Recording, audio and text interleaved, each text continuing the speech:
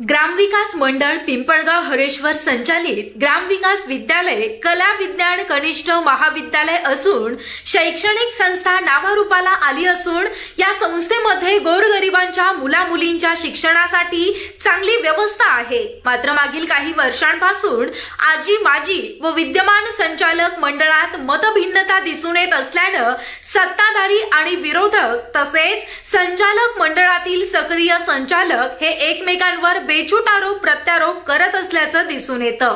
याचाच आरोप प्रत्यारोपच्या वादात मागील काळामध्ये विद्यमान संचालक डॉक्टर शांतीलाल तेली यांनी प्रसार माध्यमांना काही कागदपत्र सादर करत गंभीर आरोप केले आहेत। परंतु हे आरोप धांदात खोटे असल्याने संस्थेचे चिटणीस सुखदेव गीते यांनी प्रसार माध्यमांसमोर सडेतोडपणे सांगितलं असून तसे काही पुरावे प्रसार माध्यमांना सादर केलेले आहेत। श्री स्वामी समर्थ श्री गोविंद महाराज समर्थ यांच्या पावनभूमीमध्ये ग्रामविकास मंडळ पिंपळगाव हरेश्वर या संस्थेमध्ये मी चिटणीस म्हणून निवडून आलेलो आहे आणि या संस्थेवर अनेक व्यक्ती राजकारणी स्वतःच्या राजकारणासाठी आणि स्वार्थासाठी वेगवेगळे आरोप करत आहेत। त्या आरोपाचं खंडन करणे म्हणजे एक प्रकारे कुत्रा चावला तर त्याला चावण्यासारखं आहे असं आम्ही गृहीत धरत होतो। म्हणून आम्ही आजपर्यंत कोणत्याही आरोपाला मीडियामार्फत उत्तर दिले नाही, परंतु त्याचा गैरसमज पब्लिकमध्ये पसरतोय आणि त्याच्यामुळे ते आरोप पब्लिकला खरे वाटत आहेत। ते होऊ नये म्हणून आज मी ही मुलाखत तुम्हाला देत आहे आणि त्या मुलाखतीमध्ये संस्थेवर जे जे आरोप लोकांनी केलेले आहेत, ग्रामस्थांनी केले आहेत, राजकारण्यांनी केले आहेत, त्यांची उत्तरे मी देण्याचा प्रयत्न करतोय।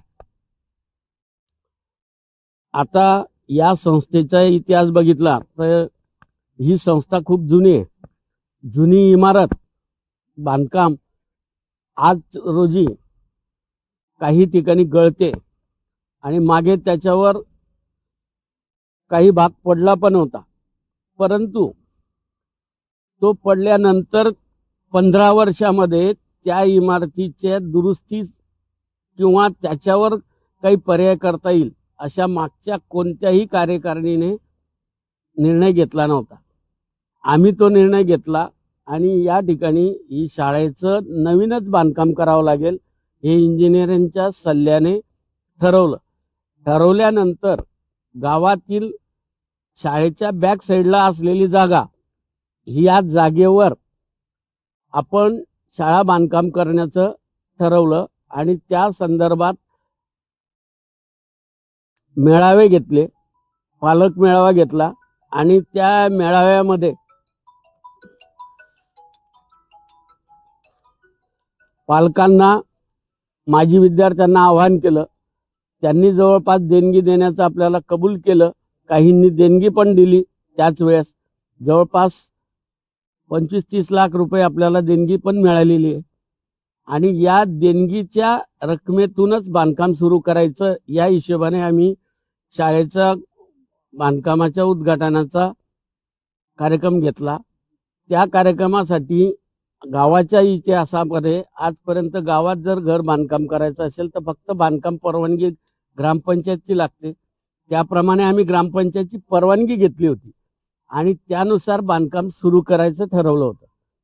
परंतु जेव्हा विरोधी पार्टींनी कोर्टामध्ये केस टाकली आणि त्या केसेसमध्ये उल्लेख केला की ही जुनी इमारत पाडत आहेत आणि नवीन इमारत बांधकाम करताना येणे केलेलं नाही आणि येणे केलेलं नसताना बांधकाम करतायत असा कोर्टामध्ये जेव्हा केसेस दाखल झाली तर त्यामुळे आम्हाला येण्याची परवानगी घेण्यासाठी प्रयत्न करत आहोत।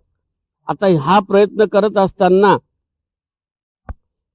त्यावेळच्या सुरुवातीमुळे आम्ही विटा जमा केल्या, वाळू जमा केली आणि बांधकाम सुरू करणार होतो, परंतु हा आरोप टाकल्यामुळे आपल्याला येण्याची परवानगी टाकली येण्याचा प्रस्ताव जेव्हा आपला कलेक्टर ऑफिस पर्यंत गेला त्यावेळेस त्या प्रस्तावामध्ये अनेक त्रुटी काढण्यासाठी स्वतः हे विरोधी बोलणारे संचालक मंडळातील काही संचालक तिथे जाऊन तहसीलदार प्रांत यांच्यावर दबाव टाकतात आणि त्यामुळे परवानगी मिळायला थोडा वेळ लागतोय। त्याच्यामुळे आमच्यावर पहिला जो आरोप आहे की देणग्या जमा केल्या आणि बांधकाम सुरू करत नाही, या आरोपाचं मी खंडन करतो की बांधकाम आम्ही करणारच आहोत, फक्त कायदेशीर बाबीची पूर्तता झाल्यानंतर येणे झाल्यानंतर बांधकामाची सुरुवात होईल। त्याचबरोबर या बांधकामाच्या बाबतीत आमच्यावर मागच्या आठवड्यात दुसरा आरोप झाला की विटा जमा केल्या आणि विटा हरवल्या। तुम्ही बघू शकतात की विटांच्या थप्प्याला चुना मारून व्यवस्थित आपण ठेवलेले आहे, एकही वीट इकडे तिकडे झालेली नाहीये आणि त्या विटा चोरीला जाऊ नये, वाळू जाऊ नये म्हणून आपण त्याला कंपाऊंड करून कंपाऊंडला कुलूप सुद्धा लावलेलं आहे। त्याच्यामुळे त्याचीही चोरी कुठे होणार नाही याची खबरदारी घेतलेली आहे। परंतु आरोपच जर करायचे असेल तर आपण त्याला काय उत्तर देऊ शकतो। त्याचबरोबर आर्थिक देवाणघेवाण करून आपण असा खोटा आरोप केलेला आहे। आम्ही कोणत्याही व्यवहारात संस्थेचा पारदर्शक व्यवहार राहील, चेकनेच व्यवहार केला जातो, त्यामुळे त्या ठिकाणी आमच्याकडनं कोणत्याही प्रकारचा व्यवहार हा खोटा केला जात नाही आणि स्वतः केलेल्या कृत्याचे समर्थन करण्याच्या हिशोबाने ही मंडळी आपल्यावर आरोप करतात। खोटे कागदपत्र तयार केले, संचालक मंडळात हुकुमशाह बसलेले आहेत। आता या ठिकाणी कामकाज करत असताना जर का समजा समोरचा चुकत असेल तर त्याला बोलल्याशिवाय पण काय कोणतीही प्रतिक्रिया देता येत नाही। त्याच्यामुळे आणि तुम्हाला जर खोटंच काम करायचं असेल तर तुम्ही करू शकतात, पण आम्ही आमच्या काळात करू देणार नाही आणि होऊ देणार नाही।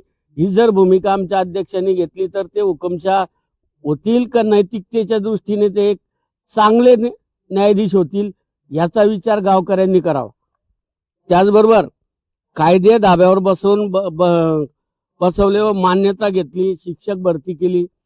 मागच्या काळामध्ये जवळपास 44-45 लोक भरती झालेली आहेत आणि त्यांच्या भरती केलेल्या लोकांच्या जागांच्या मान्यता सुद्धा नाहीत, संच मान्यतेमध्ये त्यांचे पद सुद्धा उडालेले आहेत।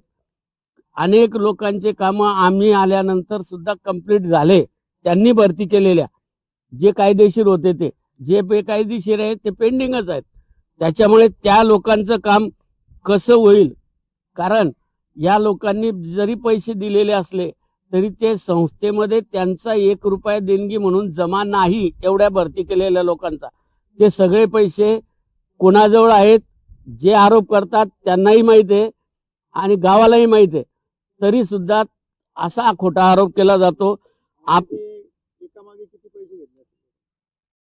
साहेब, काहींचे 7 लाखापासून तर 35 लाखापर्यंत रेट आहे। कोणत्या पदाचा कोणता किती आहे ते आपण तुम्ही प्रत्येक कर्मचाऱ्याला विचारू शकता, तो तुम्हाला सांगेल। त्याने माहिती दिली तर ते करेल, कारण पैसे देणारे ते, घेणारे हे।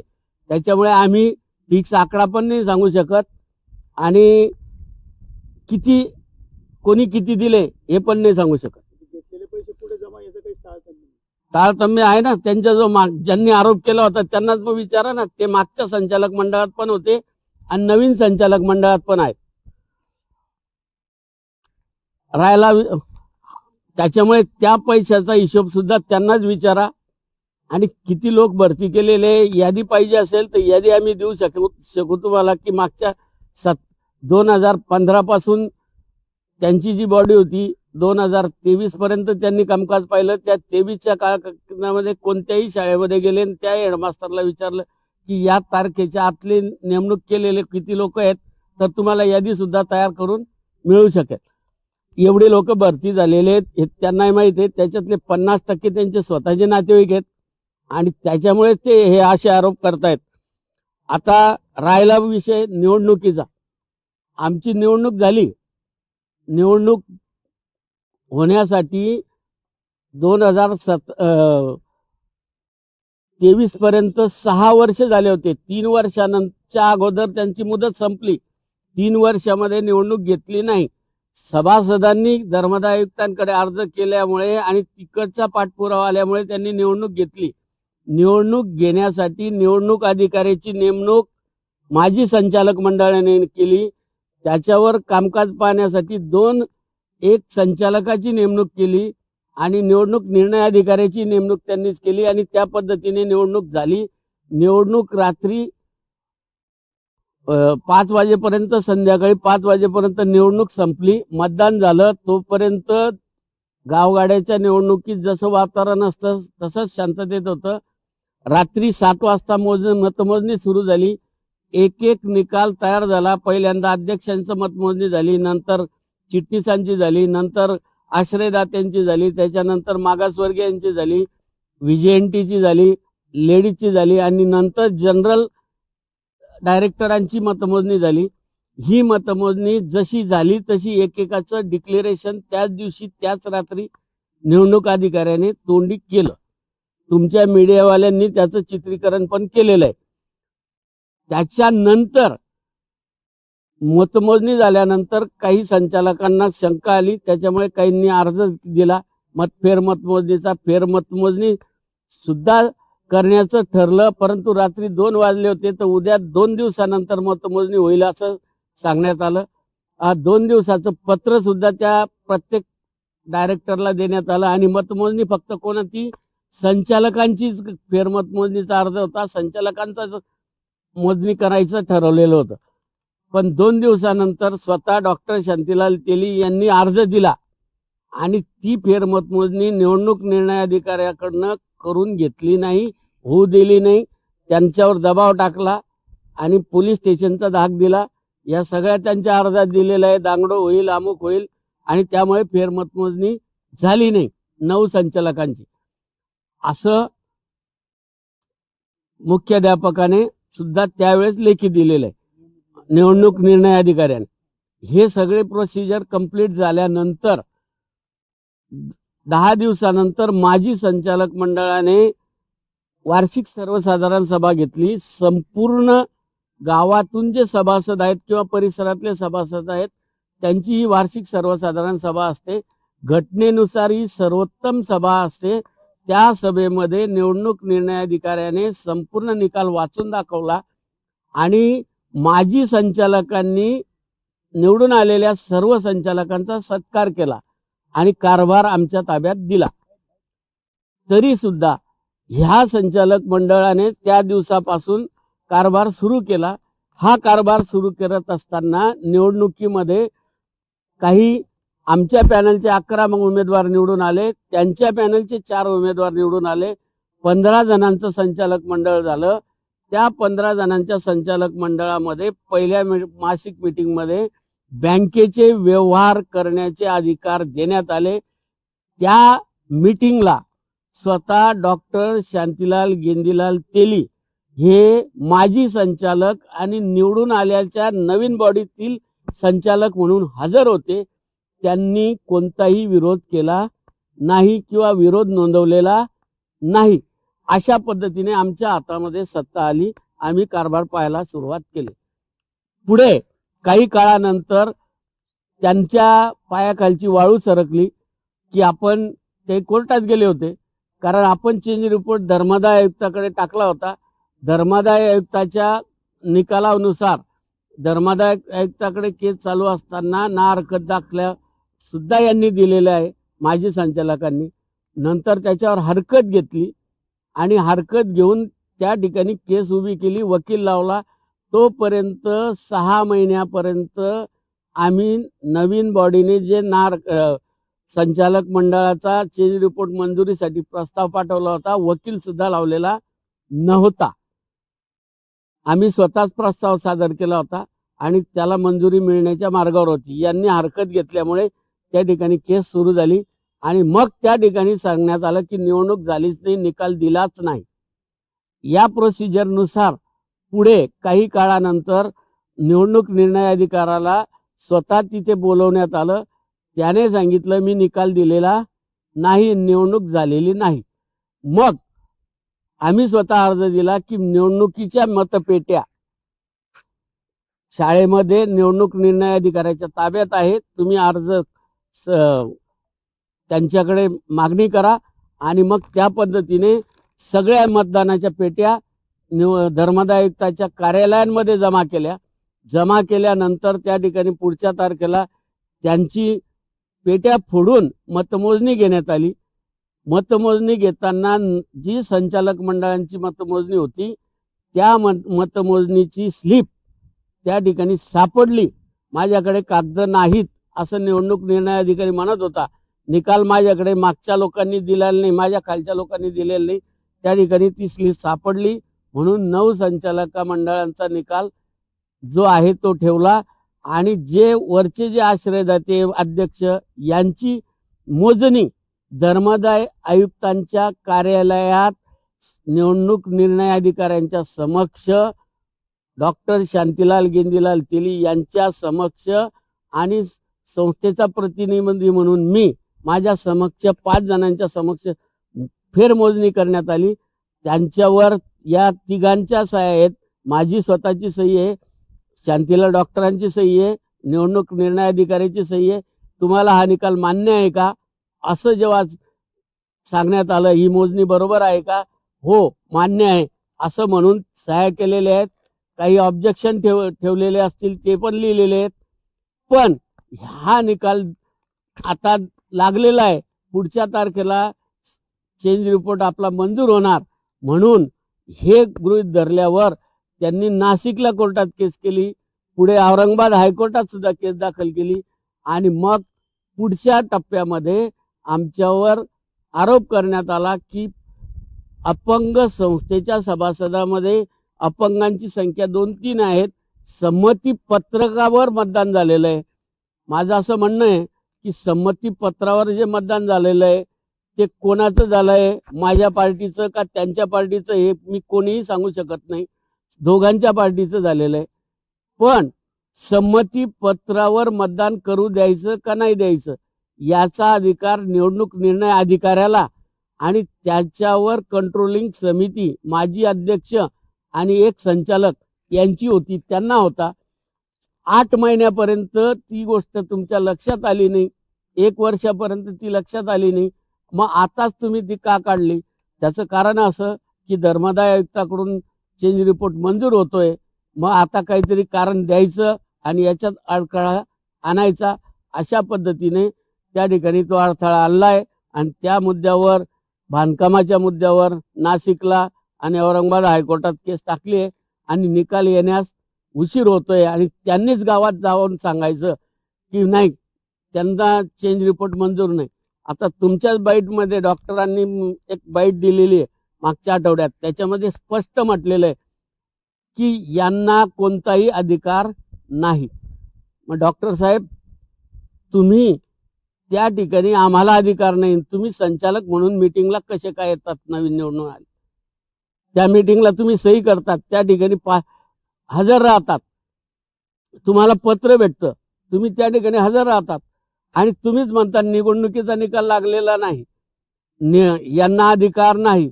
मग तुम्हाला कोणत्या पद्धतीने अधिकार मिळतोय? हा माझा त्यांना प्रश्न आहे की स्वार्थासाठी दोन्ही बाजूने आपण चालायचं हे मला मान्य नाही. मी एवढंच म्हणेल की जे चूक आहे ते चूक ठेवा, जे खरं आहे ते बोला. खोटे आरोप करण्यात काही अर्थ नाही. त्याच्याबरोबर संस्थेमध्ये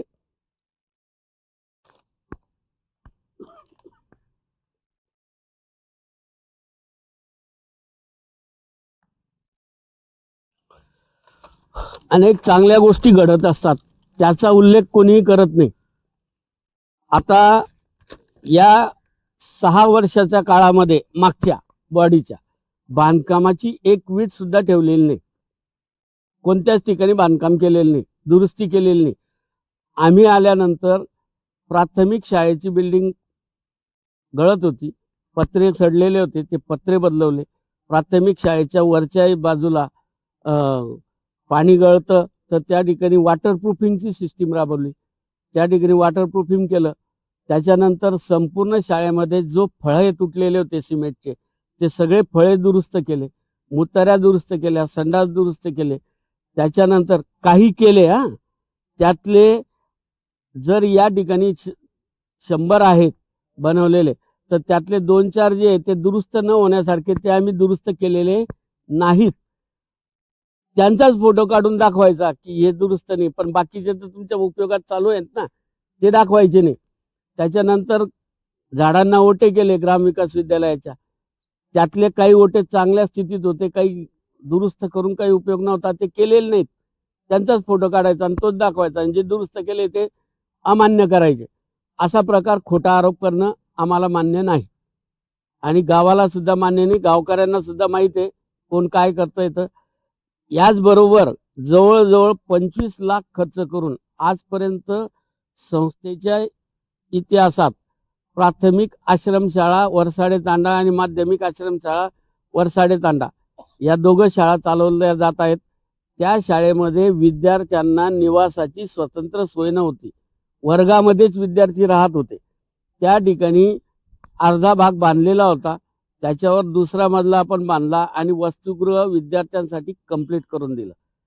त्याचबरोबर त्या वसतिगृहातल्या विद्यार्थ्यांना राहण्याबरोबर सुविधा देण्यासाठी गव्हर्नमेंटकडनं मिळणाऱ्या ग्रँटमधून आपण वॉटर सोलर हीटर सुरू केलं, सोलर लॅम्प लावला. सर्व परिसरामध्ये रात्रीच्या लाईट गेली, खेडं असल्यामुळे लाईट जास्त वेळ जाते, तर सोलर लॅम्पमुळे त्यांना व्यवस्था केली. त्याचबरोबर प्राथमिकच्या विद्यार्थ्यांना बसायला आजपर्यंत एकही बेंच नव्हता. आपण देणगीदार आणि संस्था दोघांनी भागीदारीमध्ये प्रत्येक विद्यार्थ्याला बेंच मिळेल एवढे 75 बेंच विकत घेऊन विद्यार्थ्यांनी बसण्याची व्यवस्था केली.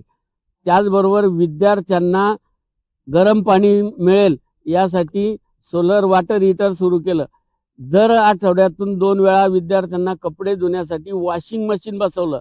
यासाठी बँकेची सुद्धा मदत घेतली, बँकेकडून सुद्धा काही पैसा आपण उपलब्ध केला आणि बँकेने ती देणगी रूपाने काही वस्तू आपल्याला पुरवल्या. त्याचबरोबर गव्हर्नमेंटकडून संपूर्ण विद्यार्थ्यांना खेळाचं साहित्य सुद्धा अवेलेबल करून दिलं आणि त्या विद्यार्थ्यांना चांगली गुणवत्ता मिळवण्यासाठी 2 वर्षात भरपूर प्रयत्न केला. त्याच्यामुळे त्या 1.5 ते 2 वर्षामध्ये प्रयत्न केल्यानंतर आपल्या वरसाडा आश्रम शाळेला सर्व खाजगी व्यवस्थापनाच्या शाळा, इंग्लिश मीडियम आणि मराठी मीडियम यांच्यामधून मुख्यमंत्री माझी शाळा सुंदर शाळा याच्यामध्ये 2 नंबरचा क्रमांक मिळाला आणि त्याचाच बक्षीस सुद्धा डिक्लेअर झालेलं आहे. म्हणजे आपण गुणवत्तेच्या बाबतीत त्या शाळेमध्ये जेवढं करू शकता येईल तेवढं केलेलं आहे. कारण या आज आला त्या शाळेच्या बाबतीतला गुणवत्तेचा प्रश्न, ग्राम विकास विद्यालयाच्या या शाखेच्या गुणवत्तेबाबतचा काय विषय आपल्याला आता बोलतो. कारण की गावातील लोकांचा, बऱ्याच लोकांचे इथली शाळा मुलांची जी संख्या आहे दिवसेंदिवस कमी होते, बरोबर आहे, आणि परत त्याच्यानंतर बाहेर. बर, आता विषय असा होता, तुम्ही ग्राम विकास विद्यालय पिंपळगाव-रेश्वर या शाळेच्या बाबतीमध्ये गुणवत्तेच्या बाबतीमध्ये जो प्रयत्न करायचा आहे तो आपण करायला सुरुवात केलेली आहे. परंतु हीच मागची राजकीय मंडळी शिक्षकांमध्ये राजकारण आणतात आणि शिक्षकांवर राजकारणातून दबाव टाकतात आणि त्यामुळे त्या ठिकाणी चांगलं काम आपल्याला करता येत नाही. परंतु आता तो माजी मुख्याध्यापक त्यांना 100% सहकार्य करत होता. आताचे मुख्याध्यापक आलेले त्यांच्या सहकार्याने त्याच्यावर आपण प्रयत्न करतो आहोत आणि तुम्हाला या शाळेची गुणवत्ता काय आहे आणि कशी होणार या बाबतीत जून नंतर तुम्हाला रिझल्ट पाहायला मिळतील. त्या पद्धतीने आमचे प्रयत्न चालू आहेत. शिक्षकांच्या कार्यशाळा सुद्धा घेतलेल्या आहेत, शिक्षकांना ट्रेनिंग पण दिलेलं आहे आणि त्या शिक्षकांमार्फत, कारण शिक्षक हेच विद्यार्थ्यांना गुणवत्तेच्या बाबतीत उंचवू शकतात, त्या पद्धतीने त्यांना मार्गदर्शन आणि त्यांना अध्ययन अध्यापनाच्या पद्धती, त्यांना लागणारं अध्ययन अध्यापनासाठी साहित्य याची सगळी उपलब्धता आपण करून देत आहोत. याच्यामध्ये तुमचा जो प्रश्न होता त्या फळ्यांवर उमटत नव्हतं, मग त्या शिक्षकाला दिसत नाही, त्याने लिहिलेलं मागच्या पोराला दिसत नाही, त्याच्यामुळेच आपण ते सगळे फळे दुरुस्त केले, रिपीट केले आणि त्यांना दर 6 महिन्यातून कलर सुद्धा मारतो, ब्लॅकबोर्ड कलर. त्याच्यामुळे विद्यार्थ्यांना त्याच्यावरचं स्पष्ट दिसतं आणि शिक्षकांकडनं काम पण करून घेतो. दुसरा एक विषय, पिण्याच्या पाण्याचा प्रश्न कधी सुटणार आहे शाळेचा? पिण्याच्या पाण्याचा प्रश्न 100% सुटलेला आहे.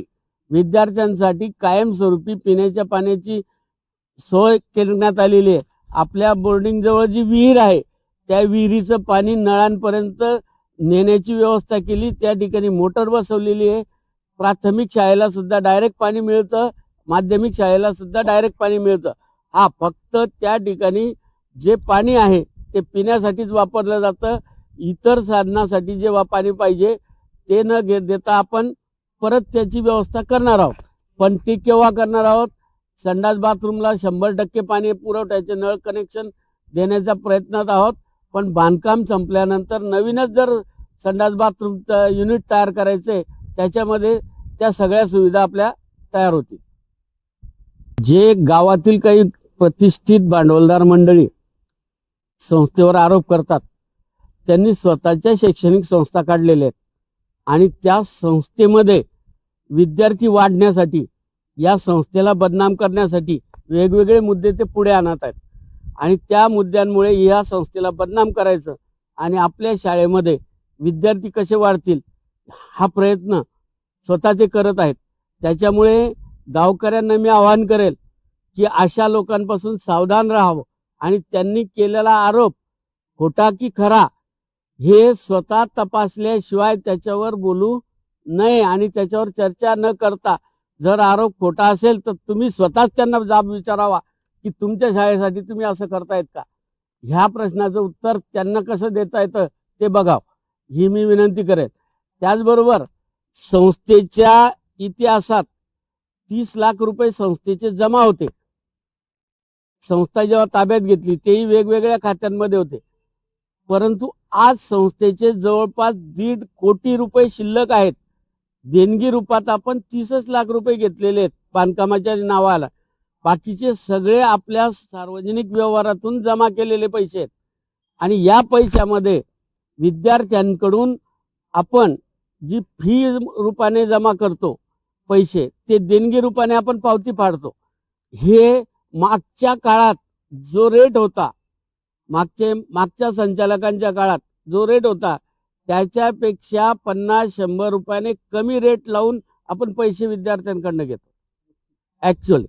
त्याच्यामुळे तरी सुद्धा ते पालकांमध्ये गैरसमज करतात की हे फी वाढवतायत, फी घेतायत, असं करतायत, तसं करतायत आणि स्वतः 2 पालक जे आरोप करणारे त्यांच्या घरातले 2 पालक नोकरीला आहेत, 2 लाख रुपये पगार घेत आहेत आणि स्वतःच्या पोराचे 5,000 रुपये फी, ऍडमिशन फी देण्याच्या मानसिकता नसते. 3,000 सुद्धा द्यायला तयार राहत नाही. काही लोकांना असे आरोप केले की 15 ते 20,000 पर्यंत पैसे घेतले गेले. मागच्या काळात घेतलेले, आमच्या काळामध्ये जे व्यक्तीने पैसे जे दिले 6,000च्या वरती 1 रुपया कोणाचा घेतलेला नाही. ग्रँटेडचे 3,000च्या वरती कोणाचे घेतलेले नाही आणि त्या व्यक्तीने, समजा तुमचा विद्यार्थी असेल तर त्या व्यक्तीच्या नावाने पावती आपण दिलेली. आरोप का करतात? कारण जाहीरनाम्यामध्ये तसे तुम्ही जाहीर केलेलं होतं म्हणून. काय जाहीरनाम्यामध्ये आम्ही सगळे व्यवहार चेक नाही करू हे जाहीर केलेलं आहे, त्याचप्रमाणे आम्ही करतोय. आणि जाहीरनाम्यामध्ये फी घेणार नाही किंवा डोनेशन देणगी घेणार नाही हे कुठेही दिलेलं नाही. व्हिडिओ आहे तुम्ही त्याचा पर्याय आम्ही बोललेले शब्द 100% पाळतो. देणगी जी मागच्या वर्षी घेत होते त्याच्यापेक्षा कमी घेतोय हे मी तुम्हाला सांगितलंय आणि ऐच्छिक स्वरूपात आहे. जर एखादा विद्यार्थी खरंच गरीब असेल तर त्याला आम्ही फी माफी सुद्धा देतो. त्याच्यामुळे त्या बाबतीत काही म्हणणं नाही. राहिला विषय आमच्यावर जेवढ्या केसेस आहेत, पहिल्यांदा तुम्हाला सांगतो, चॅरिटीकडे आपण अर्ज दाखल केला होता धर्मदाय आयुक्ताकडे. ती केस दाखल झाली. त्यांनी केस टाकल्यामुळे मी पहिल्यांदा बाईटमध्ये सांगितलंय की मी वकील नंतर लावला, 6 महिन्यानंतर. त्यांनी वकील लावल्यामुळे आम्हाला वकील लावावा लागला.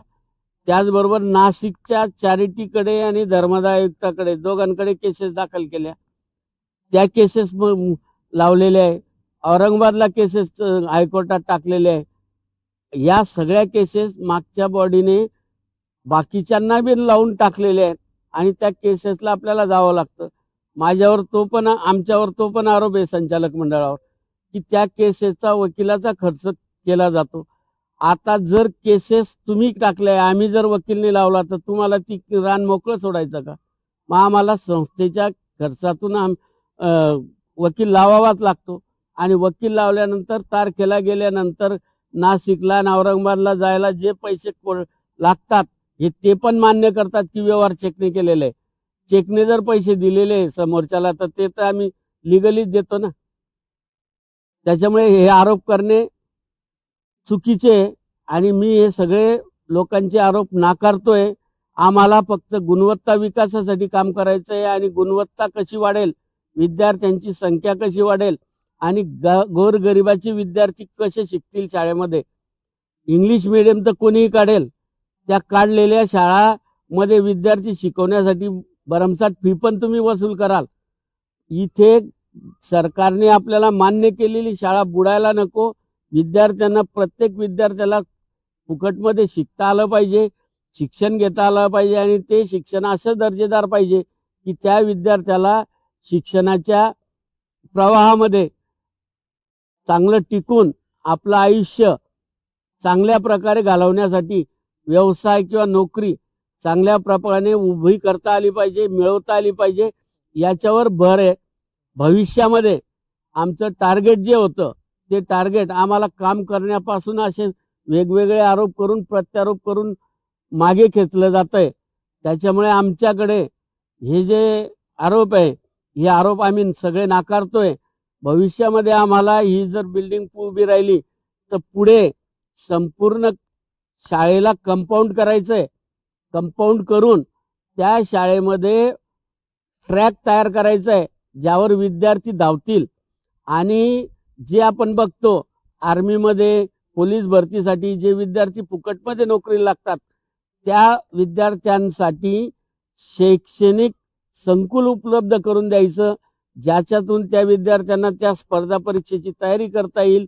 त्यांच्या शरीराची कसरत करून, निर्मिती करून पोलीस भरतीमध्ये, आर्मीमध्ये, SRP जिथे जिथे त्यांना शक्य होईल तिथे त्यांना नोकरीसाठी संधी उपलब्ध करून देता येईल. त्याबरोबर MPSC, UPSC सारख्या स्पर्धा परीक्षांचे सुद्धा क्लासेस या ठिकाणी चालू करायचं भविष्यात जर चांगलं काम करता आलं आणि करू दिलं तर एक आम्ही करणार आहोत.